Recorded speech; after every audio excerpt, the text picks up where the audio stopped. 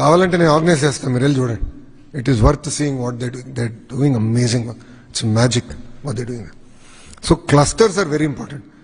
For us, every cluster is important. That's why I'm doing vertical horizontal integration.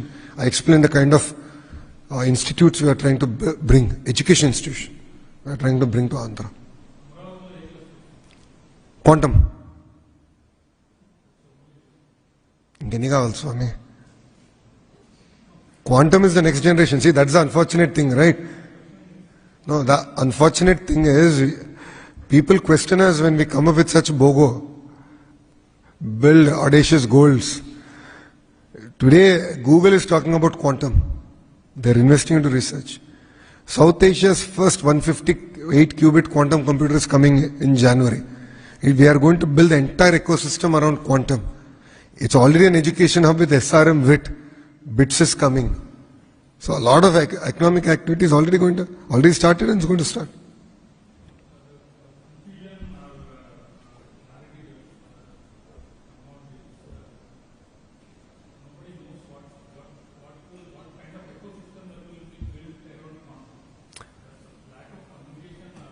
నేను ఇప్పుడే చెప్పాను కదండి, ఇప్పుడు ఎయిర్పోర్ట్ కట్టినప్పుడు ఎకో సిస్టమ్ అంటే మీరు అందరూ ఎక్కడ అవుతుందన్నారు కదా.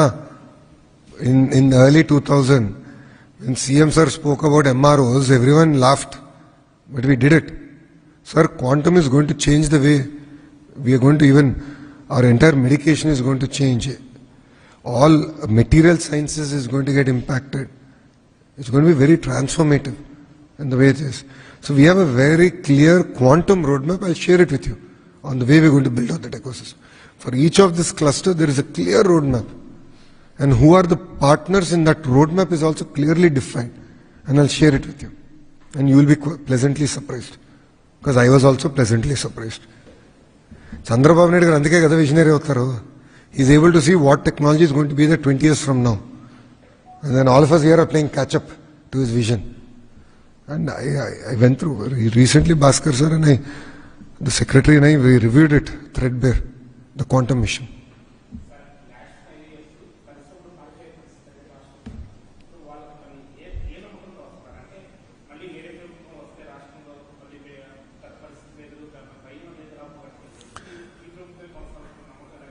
అంటే ప్రజలు ఎప్పుడైతే 11 సీట్లు ఇచ్చారో ప్రతిపక్ష పార్టీకి,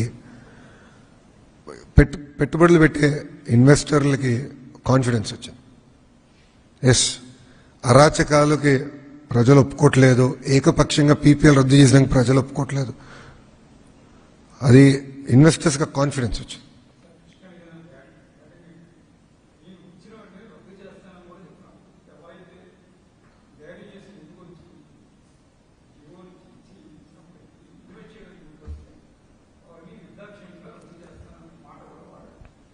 అందుకే ప్రజలు లీడర్ ఆఫ్ అపోజిషన్ పదవి కూడా రద్దు చేశారు కదా. ప్రజలే రద్దు చేశారు కదా. కనీసం లీడర్ ఆఫ్ అపోజిషన్ స్టేటస్ కావాల్సిన 18 సీట్లు కూడా ప్రజలు ఇవ్వలేదు కదండి. ఇట్లా మాట్లాడే కదా. మేము అధికారంలోకి వచ్చిన తర్వాత ఇది చేస్తా అది చేస్తా అని అహంకారంతో మాట్లాడారు కనుక ప్రజలు చూడండి ఎలాంటి జడ్జిమెంట్ ఇచ్చారు.